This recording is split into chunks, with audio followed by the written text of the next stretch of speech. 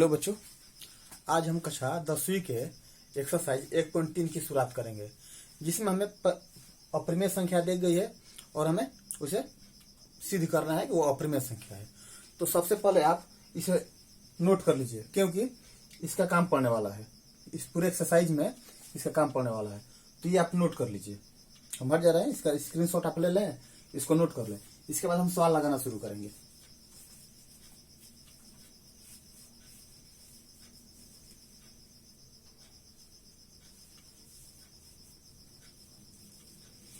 चलिए अब इसे मिटाते हैं।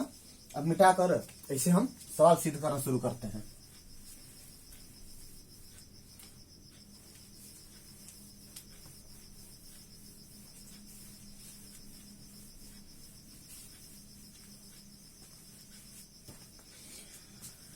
देखिए, इसमें दिया गया है कि सिद्ध कीजिए कि √5 एक अपरिमेय संख्या है।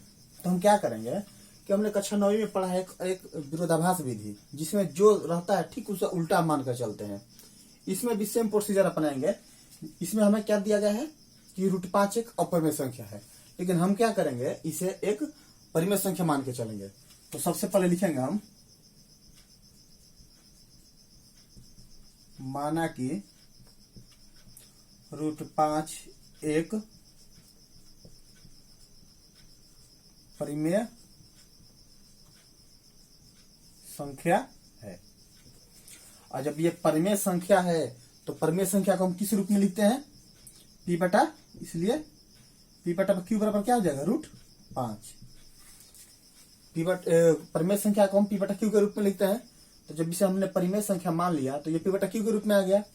अब देखिए, परिमेय, इसका मतलब क्या हुआ, परिमेय संख्या है तो क्या होगा, इसका Q क्या होगा, 0, कभी नहीं होगा। इसका जो परिमेय संख्या हमारा है उसका Q जो होता है हर, Q मतलब हर, कभी भी 0 नहीं होना चाहिए। और P तथा Q सअभाज्य है, सअभाज्य है। अब सअभाज्य का मतलब क्या होता है कि HCF of P and Q is equal to 1। सअभाज्य संख्या किसे कहते हैं, तो सअभाज्य संख्या उसे कहते हैं जो संख्याएं एक या अपने आप से कटे। जैसे 7 हो गया, और जैसे 7 हो गया, देख लीजिए किससे कटेगा, या तो ये 1 से कटेगा या 7 से कटेगा। 3 हो गया, किससे कटेगा, या तो 1 से कटेगा या 3 से कटेगा। 11 हो गया, या तो 1 से कटेगा या 11 से कटेगा।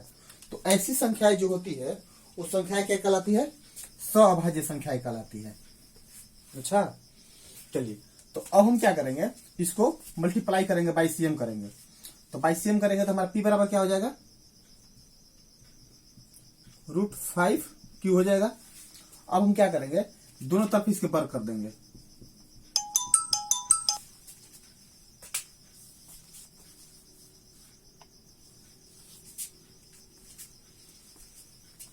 दोनों तरफ वर्ग करने पर, अब दोनों तरफ वर्ग करने तो क्या हो जाएगा, ये P का स्क्वायर हो जाएगा, ये √5Q का स्क्वायर हो जाएगा। तो ये P स्क्वायर हो जाएगा, और इसको √5 का स्क्वायर करेंगे तो क्या हो जाएगा, हमारा 5 हो जाएगा। Q का स्क्वायर Q स्क्वायर, इसको हम समीकरण 1 मान लेंगे। अब देखिए, यहां से एक बात हम यहां पर लिखेंगे, चूंकि P स्क्वायर 5 से विभाज्य है, इसलिए P भी 5 से विभाज्य होगा। ऐसा क्यों, देख लीजिए, मान लीजिए P स्क्वायर बराबर 5Q, यही तो रखा है ना।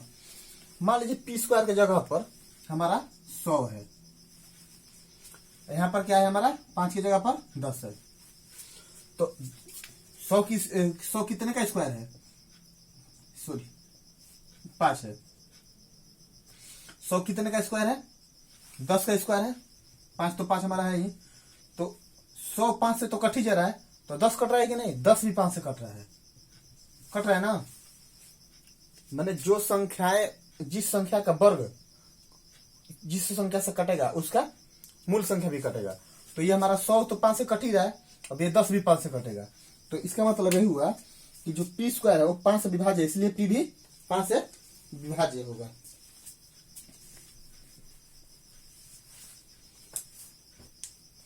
अब हम क्या करेंगे, यहां तक तो हो गया, अब यहां तो हम बना रहे हैं। देखिए अब हम क्या करेंगे कि P बराबर 5R मांगेंगे। R की जगह पर आप क्या मान सकते हैं, ये मैंने इसमें से जो संख्या, इसमें जो शब्द दिया गया है वर्ड, वो छोड़कर कुछ भी उसमें मान सकते हैं। तो अब क्या करेंगे, इसको भी हम दोनों तरफ वर्ग कर देंगे, दोनों तरफ वर्ग करने पर ये भी क्या हो जाएगा, P का स्क्वायर बराबर क्या हो जाएगा हमारा 5R का स्क्वायर, तो ये हो जाएगा P स्क्वायर बराबर क्या हो जाएगा 25R स्क्वायर। अब देखिए P स्क्वायर का मान है यहाँ पर क्या आया है 5Q स्क्वायर आया है ना, यहाँ पर लिखेंगे हम 5Q स्क्वायर बराबर क्या हो जाएगा 25R स्क्वायर, देख लीजिए है ना।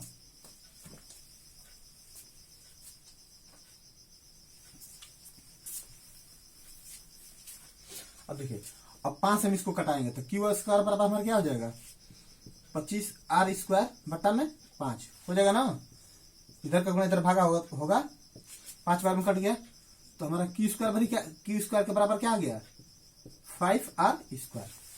देखिए यहाँ बोला है कि P स्क्वायर बराबर हमारा 5Q स्क्वायर आ रहा है, यहाँ Q स्क्वायर भी कितना आ रहा है 5R स्क्वायर आया है, तो भी क्या हो जाएगा, चूंकि सॉरी यहाँ पर P होगा ना, Q होगा ना, Q स्क्वायर 5 से विभाज्य है, इसलिए Q भी 5 से विभाज्य होगा। अब कहाँ लिखे, यहाँ तक तो आपको कोई दिक्कत नहीं है। अब देखिएगा, चलिए यहीं पर नीचे लिख दे रहे हैं, चूंकि P और देखिए यहाँ पर P भी 5 से विभाज्य है और Q भी 5 से विभाज्य है, तो यहाँ पर लिखेंगे P और Q दोनों 5 से विभाज्य है। और दोनों 5 से विभाज्य होने का मतलब क्या है कि दोनों का जब हम HCF निकालेंगे तो कितना आएगा 5, जबकि इसके अनुसार हमारा कितना आना चाहिए HCF हमारा 1 आना चाहिए। देखिए यहाँ पर तो हम क्या लिखेंगे, इसलिए HCF of P and Q is not equal to 1। मैंने क्या हमें कितना लाना था, अगर P और Q का मान अगर कोई ऐसी संख्या है जिसका HCF हमारा 1 आए, वो परिमेय संख्या होती है। अच्छा तो देखिए अब यहाँ पर हम क्या करेंगे, HCF हमारा 1 आना चाहिए, लेकिन यहाँ पर HCF कितना आ गया हमारा 5, तो ये हमारी जो हमने मान के चला था कि ये परिमेय संख्या है, ये ठीक उसके विपरीत आया है, तो यहाँ पे क्या लिखेगा हम, चूंकि यह हमारी अवधारणा के विपरीत है, अवधारणा मतलब जो क्या हमारी सोच, हमने जो मान के चला था उसका ठीक विपरीत है, इसलिए √5 एक अपरिमेय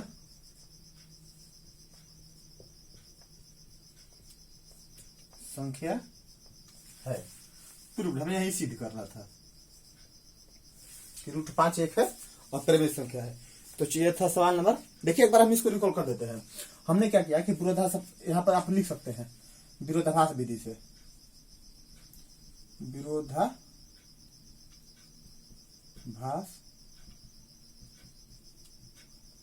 विधि से आप चाहे तो यहाँ पर लिख सकते हैं और आसान हो जाएगा। हमने क्या किया कि हमें √5 एक अपरिमेय संख्या सिद्ध कर रहा था, तो सबसे पहले हमने ये मान लिया कि जो हमारा √5 है एक परिमेय संख्या है, तो हम परिमेय संख्या को P/Q के रूप में हम लिखते हैं, तो हमने √5 को क्या लिख दिया P/Q के रूप में। अब हम इसको बाई CM किया तो P बराबर हमें कितना आ गया √5Q।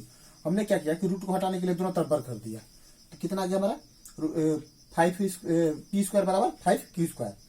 अब जो हमारा पी स्क्वायर है वो 5 से तो कटेगा ही, पी भी 5 से कटेगा, पी स्क्वायर 5 से तो कटेगा ही, पी भी 5 से कटेगा, क्यों है कटेगा। तो देखिए एक बार फिर दिखा दे रहे हैं। मान लीजिए यहाँ पर 2 है, इधर हमारा 4 है। अच्छा, तो 2 से तो 4 कटेगा ही, लेकिन अगर 2 का हम स्क्वायर कर दे तो इससे भी क्या कट जाएगा, 2 कट जाएगा। अच्छा, तो इसके कहने का मतलब यही है। अच्छा, फिर हमने क्या किया कि फिर p को 5r मान लिया, फिर हमने दोनों तरफ वर्क कर दिया। अब वर्क किए तो हमारा पी स्क्वायर बराबर 25r स्क्वायर आ गया। हमने क्या किया कि पी स्क्वायर का मान यहां से उठा लिया। देखिए चलिए यहाँ पर हम लिख दे रहे हैं, क्योंकि पी स्क्वायर बराबर 5q स्क्वायर। अच्छा, हमने पी स्क्वायर का मान यहां से लेकर यहाँ पर पी स्क्वायर बराबर में रख दिया। यह है 25r स्क्वायर, हमने ऐसे उतार दिया। क्यू स्क्वायर रखकर 5 जो है 5 को इधर लेकर चला है, तो हमारा 5 बार में 25 कट गया। क्यू स्क्वायर पर कितना आ गया हमारा 5r स्क्वायर। तो जिस तरह पी स्क्वायर 5 से विभाजित है उसी तरह क्यू भी 5 से विभाज्य है, तो क्यू स्क्वायर भी 5 से विभाज्य है, तो क्यू भी 5 से विभाज्य होगा। तो पी और क्यू दोनों का विभाज्य कितना हो गया, दोनों 5 से विभाज्य है। यहाँ भी 5 से क्यू कट जा रहा है और यहाँ भी 5 से पी कट जा रहा है, तो दोनों विभाज्य है। तो इसका मतलब ये होगा दोनों का हमारा एचसीएफ जो है वो कितना हो गया, 5 हो गया। एचसीएफ तो वही होता है जो दोनों में कॉमन होता है, तो दोनों में कॉमन कितना हो गया, 5 हो गया। तो हमारा एचसीएफ कितना हो गया, 1 हो गया, सॉरी 5 हो गया, जबकि हमें एचसीएफ कितना आना चाहिए था, 1 आना चाहिए था। अच्छा, तो ये क्या हो गया, हमने जो सोच के चला था कि यह परिमेय संख्या है, ठीक उसके विपरीत आ गया, तो ये क्या हो गया, अपरिमेय संख्या हो गया। अब हम सवाल नंबर अगला बनाते हैं। यह है हमारा सवाल नंबर 2, जिसमें दे रखा है कि सिद्ध कीजिए कि 3 + 2√5 एक अपरिमेय संख्या है। तो इसमें सभी के सभी इस तरह के जितने भी सवाल होते हैं उसमें हम सब में सब बस एक ही तरीका अपनाएंगे कि विरोधाभास विधि से बनाएंगे। जो भी दिया गया है ठीक इसको हम उल्टा मान लेंगे। तो चलिए इसमें भी वही दे रखा है, तो हम क्या करेंगे, इसको भी एक परिमेय संख्या मान लेंगे। तो लिखेंगे माना कि 3 + 2√5 एक परिमेय संख्या है।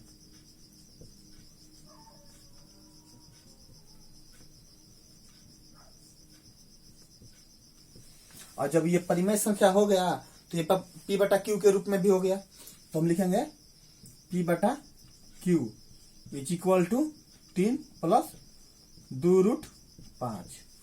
अब जब p/q के रूप में हो गया तो परिमेय संख्या का पहचान क्या है कि उसका q कभी भी शून्य नहीं होना चाहिए। और जो एचसीएफ है, p और q का जो एचसीएफ है वो हमेशा कितना आना चाहिए, 1 आना चाहिए। मतलब कि वो हमेशा स्वअभाज्य संख्या होना चाहिए। जैसे 1 हो गया, 3, 5, 7, 11, 13, वैसी संख्या है जो 1 या अपने आप से कटे। अच्छा, तो ये तो हमारा हो गया। अब इसको क्या करेंगे, हम बाई सीएम करेंगे, मतलब तीछा तीछी गुणा करेंगे। तो लिख दीजिए by CM, by cross multiplication. तो पी बराबर हमारा कितना हो जाएगा, नहीं इसको हम ऐसे ही छोड़ दे रहे हैं, इसका जरूरत ही नहीं पड़ेगा। देखिए हम क्या करते हैं, p/q को ऐसे ही छोड़ दे रहे हैं, इधर का जो प्लस है इधर ला दे रहे हैं, माइनस हो जाएगा, बराबर कितना हो जाएगा 2√5। अब इधर गुणा है, इधर आएगा तो क्या हो जाएगा, भागा हो जाएगा। तो इसको लिख देंगे हम p/q - 3 और सबका बटा में 2, क्योंकि ये भाग है तो सबके नीचे आ जाएगा। अच्छा, बराबर क्या हो गया, √5। अब देखिए इसको अगर हम हल कर रहे हैं तो ये तो हमें परिमेय संख्या के रूप में मिल रहा है, लेकिन ये क्या है, एक अपरिमेय संख्या है। तो परिमेय संख्या कभी अपरिमेय संख्या के बराबर हो सकता है, नहीं हो सकता है। बताइए कभी, तो 3 कभी √3 कभी 1/5 के बराबर होगा, कभी नहीं हो सकता है, क्योंकि एक पूर्ण परिमेय संख्या है। ये क्या है, एक अपरिमेय संख्या है। तो परिमेय संख्या के बराबर ही होता है। तो हम इसको लिखेंगे अब, चूंकि p/q - 3 सबका बटा 2 क्या है, एक परिमेय संख्या है, एक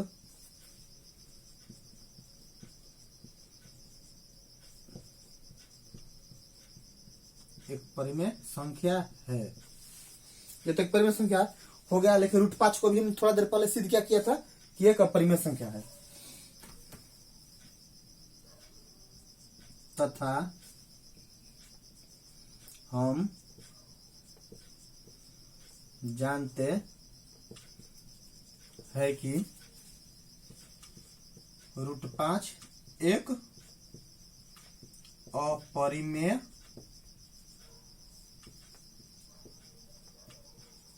संख्या है। तो जब अपरिमेय संख्या होगा तो परिमेय संख्या के बराबर होगा नहीं, तो यहां पर लिख देंगे हम, चलिए यहां पर लिख दे रहे हैं P/Q -3 सबका बटा 2 इज नॉट इक्वल टू √5। हमारा परिमेय संख्या के बराबर नहीं है, चूंकि यह हमारी अवधारणा के विपरीत है। इसलिए क्या लिखेंगे, सवाल का जो दे रखा है 3 + 2√5 एक अपरिमेय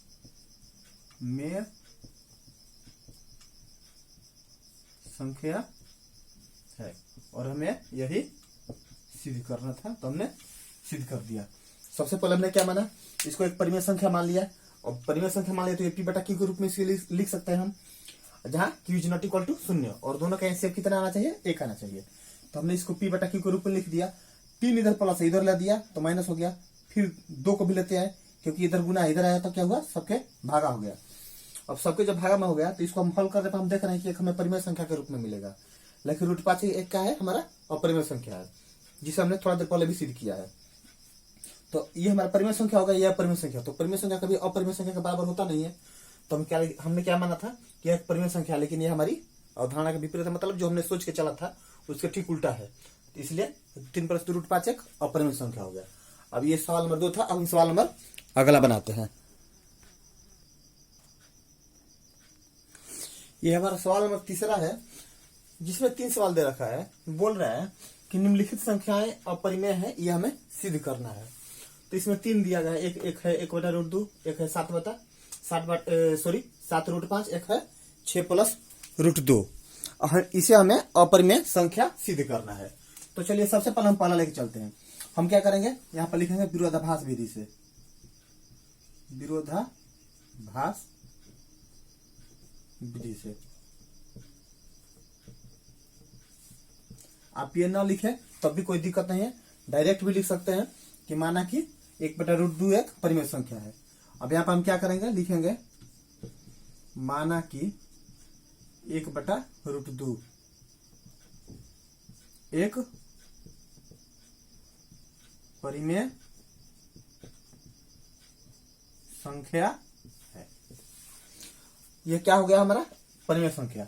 अब जब परिमेय संख्या है तो इसमें P/Q के रूप में लिख सकते हैं ना। तो यहां पर लिखेंगे हम 1/√2, जहां Q is not equal to 0 और HCF of P and Q is equal to 1। अच्छा, दोनों का P और Q का हमारा HCF कितना आना चाहिए, 1 आना चाहिए। अब क्या करेंगे, इसको हम बाई CM करेंगे, बाई क्रॉस मल्टीप्लीकेशन, तीसरा गुणा। तो ये क्या हो जाएगा हमारा, √2P बराबर क्या हो जाएगा, Q। अब हम क्या करेंगे, हम P को इधर लेके चले जाएंगे, तो √2 बराबर क्या हो जाएगा हमारा, Q/P।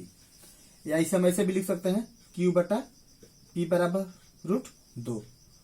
हमने LHS को RHS करते हैं और RHS को LHS करते हैं, और कोई कुछ नहीं किया है। तो देखिए, ये तो एक हमारा परिमेय संख्या के रूप में हो गया, चाहे P ऊपर हो चाहे Q ऊपर हो, फर्क नहीं पड़ता है, क्योंकि हमें एक भिन्न के रूप में मिला है। 1/7 के रूप में लिखा है, चाहे जो भी हो, संख्या में एक भिन्न के रूप में मिला है। अच्छा, तो भिन्न हमारा क्या होता है, परिमेय संख्या होता है। लेकिन √2 तो हमें पता है कि अपरिमेय संख्या होता है। रूट की जितनी भी संख्याएं होती है जो पूर्ण वर्ग न हो, वैसी संख्याएं जो पूर्ण वर्ग न हो, जैसे 3 हो गया, 7 हो गया, 11 हो गया, 13 हो गया, 17 हो गया, ऐसी संख्याएं जो अभाज्य संख्याएं हैं, वो क्या होती है, अपरिमेय संख्याएं होती है। तो ये क्या है, हमारा अपरिमेय संख्या है। तो हम क्या लिखेंगे यहां पर, चूंकि Q/P एक परिमेय संख्या है, परिमेय संख्या है। तथा हम क्या जानते हैं भाई, तथा हम जानते हैं कि √2 एक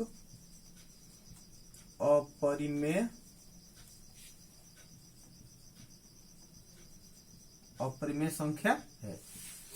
तो जब ये हमारा √2 अपरिमेय है और ये परिमेय, तो दोनों तो बराबर होगा नहीं, तो क्या लिखेंगे हम, Q/P is not equal to √2। इसलिए क्या लिखेंगे, यह हमारी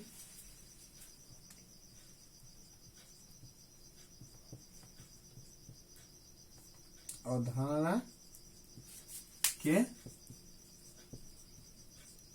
विपरीत है। इसलिए क्या है हमारा, 1/√2 एक अपरिमेय संख्या है।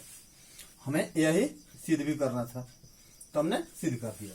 अब देखिए एक बार रिकॉल कर देते हैं।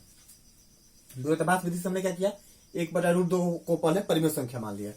अब जब परिमेय संख्या मान लिया तो परिमेय संख्या को P/Q के रूप में लिखते हैं। यहाँ Q is not equal to 0, माने Q हमेशा कभी 0 नहीं होना चाहिए, हमारा कुछ ना कुछ मान होना चाहिए। और दोनों का हमारा HCF कितना आना चाहिए, 1 आना चाहिए।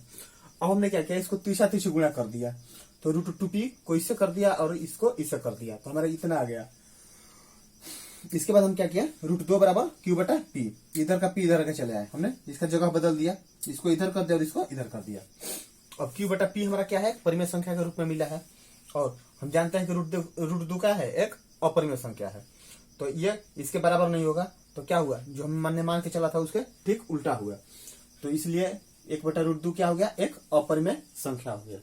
अब हम क्या करेंगे कि अगला सवाल बनाएंगे। ये है हमारा सवाल नंबर तीसरा का दूसरा, जिसमें दे रखा है कि हमें सिद्ध करना है कि 7√5 एक अपरिमेय संख्या है।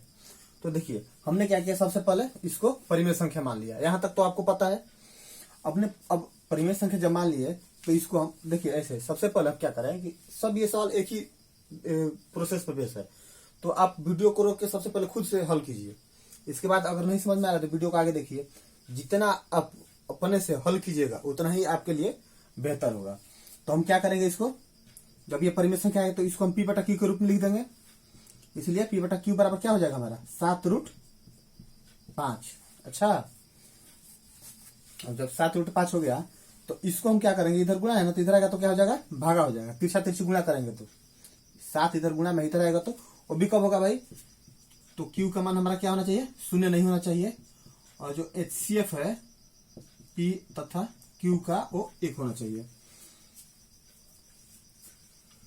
तो इसको गुणा करेंगे तो क्या लिखेंगे, P/7Q, 7 को इधर लेके चला जाए, इधर आया तो गुना इधर भागा हो गया, बराबर क्या हो गया, √5। अब देखिए ये तो हमें एक परिमेय संख्या के रूप में मिला है। अच्छा, चाहे आप Q के माने यहाँ पर कोई भी प्राकृतिक संख्या रखा है, 1 2 3 4 5, ये हमें परिमेय संख्या के रूप में ही मिलेगा। लेकिन ये क्या है, एक अपरिमेय संख्या है। तो यहाँ पर क्या लिखेंगे हम, P/7Q, चूंकि P/7Q एक परिमेय संख्या है,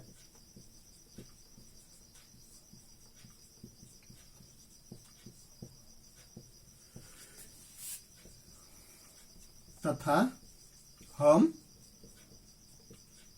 जानते हैं कि √5 एक अपरिमेय संख्या है।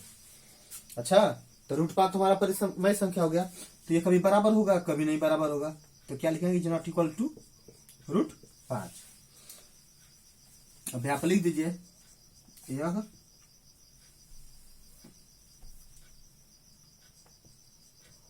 हमारी अवधारणा के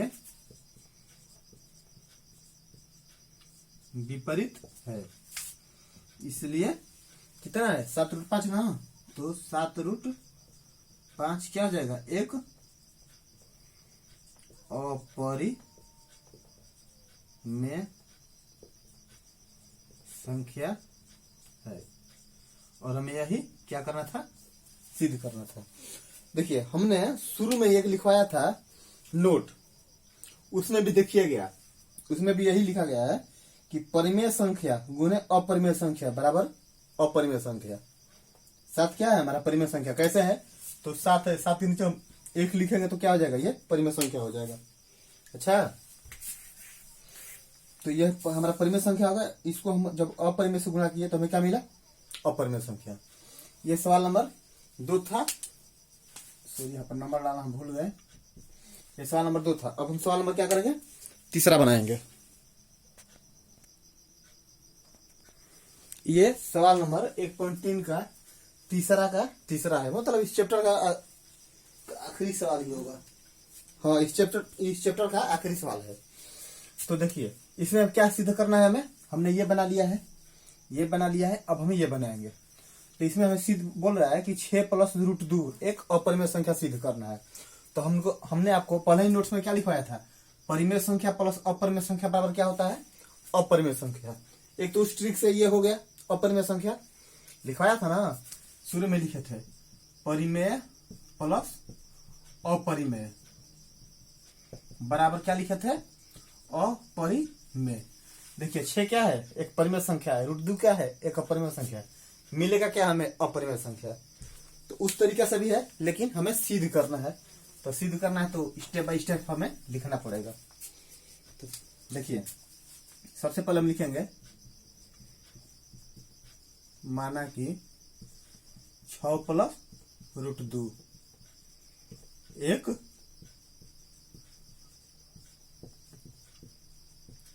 परिमेय संख्या है, हमने मान लिया। और जब परिमेय संख्या मान लिया तो इसको हम क्या लिखेंगे, इसलिए P/Q = 6 + √2, जहां Q ≠ 0। और जो HCF है P और Q का कितना आना चाहिए, हमारा 1 आना चाहिए।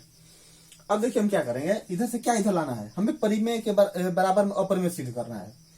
तो इधर परिमेय है, अब इधर परिमेय भी है, अपरिमेय है, तो हम परिमेय वाले को एक तरफ करेंगे, अपरिमेय वाले को एक तरफ। तो हम लिखेंगे P/Q माइनस 6 इधर प्लस में है तो इधर आएगा तो क्या हो जाएगा, माइनस, बराबर क्या हो जाएगा, √2। अब देखिए आप फिर से हल करके देखिए, ये वाला जो हमारा मिला है ये क्या है, एक परिमेय संख्या है, जबकि ये क्या है, एक अपरिमेय संख्या है। अच्छा, तो परिमेय संख्या कभी अपरिमेय संख्या का तो बराबर होगा नहीं, तो क्या हो गया, ये हमारा अपरिमेय संख्या हो जाएगा। ये बराबर नहीं होगा तो ये हमारा क्या है, अपरिमेय संख्या है। तो लिखेंगे चूंकि P/Q -6 एक परिमेय संख्या है, एक परिमेय संख्या है, तथा हमें पता है कि √2 एक अपरिमेय संख्या है।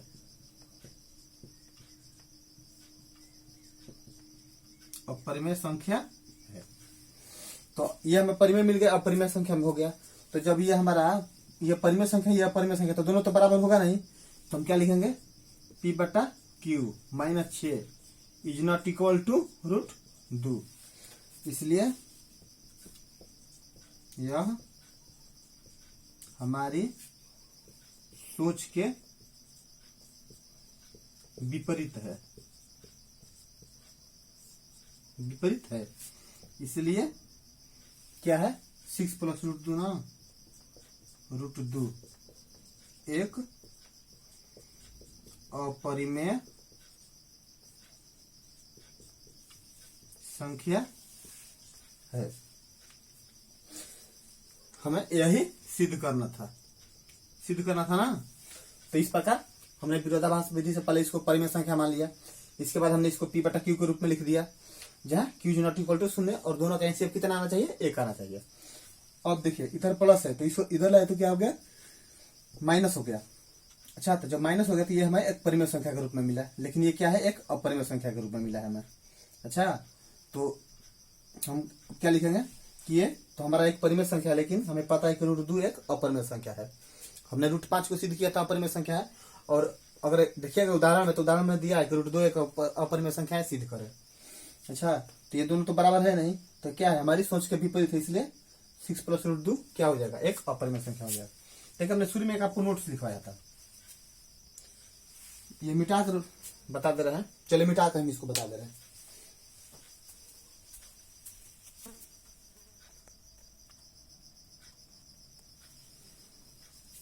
देखिए हमने एक शुरू में ये नोट्स लिखा था, तो देखिए हम आपको ये सिद्ध करके दिखा रहे हैं कैसे परिमेय अपरिमेय है। चलिए ए नंबर में क्या है हमारा, परिमेय प्लस अपरिमेय। एक कोई परिमेय संख्या ले लीजिए, मान लिया हमें परिमेय संख्या 5 ले लिए, अब बोला है एक अपरिमेय संख्या लीजिए, दोनों को जोड़ दीजिए। चलिए हमें एक अपरिमेय संख्या के लिए क्या ले लिए, √3 ले लिए। अब इसको जोड़िए तो हमारा जोड़ तो यही आएगा, 5 + √3। अब 5 + √3 क्या है, हमारा अपरिमेय संख्या है ना। ऐसे है बी नंबर, देखिए क्या लिखा है, परिमेय माइनस अपरिमेय। चलिए इसी पर कर लेते हैं, -√3 बराबर क्या हो जाएगा, 5 - √3। ये भी क्या है, एक अपरिमेय संख्या है। अपरिमेय माइनस परिमेय, अपरिमेय संख्या कोई ले लीजिए, मान लीजिए रूट हम 7 ले रहे हैं, अपरिमेय संख्या हम 6 ले रहे हैं, तो क्या आ जाएगा, √7 - 6 क्या है, ये भी एक अपरिमेय संख्या है। डी नंबर में बोल रहा है परिमेय गुने अपरिमेय, तो चलिए हम परिमेय 6 ले रहे हैं, अपरिमेय √3 ले रहे हैं, तो क्या हो जाएगा हमारा 6√3। और 6√3 क्या होता है, एक अपरिमेय संख्या होता है। अच्छा, ऐसे ही ई में बोल रहा है कि परिमेय अपरिमेय गुने अपरिमेय। हम देखिए 2 अपरिमेय ले रहे हैं, जैसे मान लीजिए एक यहाँ पर √3 ले लिए अपरिमेय, एक और रूट ले रहे हैं, एक बार फिर एक √3 ले रहे हैं। अच्छा, तो √3 में √3 से गुना करेंगे तो हमारा क्या आ जाएगा, 3, और 3 क्या हो जाएगा, परिमेय हो जाएगा। दो सेम अपरिमेय, मान लीजिए √7 में √7 से गुना कीजिएगा, या √3 में √3, या √5 में √5। तो देखिए √3 में √3 से गुना किए तो क्या हो गया, हमारा 3 हो गया, लेकिन 3 क्या है, एक अपरिमेय संख्या, परिमेय संख्या है। ऐसे ही मान लीजिए यहाँ पर √7 है, इसमें अगर हम 5 से गुना कर लें तो कितना आ जाएगा, √35। और √35 क्या हो गया, अपरिमेय संख्या, क्योंकि ये पूर्ण वर्ग नहीं है, तो क्या लिखेंगे, अपरिमेय। तो यहाँ पर इस पर डिपेंड करता है कि हमें कौन सा संख्या परिमेय दिया है गया है और कौन सा अपरिमेय दिया गया है। अगर दोनों संख्या एक सेम हो, परिमेय हो तो हमारा परिमेय हो जाएगा, अपरिमेय हो तो परिमेय हो जाएगा, और ना हो तो फिर ये हो जाएगा। तो हमें उम्मीद है कि आप लोगों को समझ में आया होगा। ये था एक्सरसाइज 1.3। तो आज का हम वीडियो लंबा ना करते हुए आज का वीडियो यहीं पर रोकते हैं, और अगले अध्याय के साथ, फिर अगले चैप्टर के साथ हम आपसे मिलते हैं। तब तक के लिए धन्यवाद।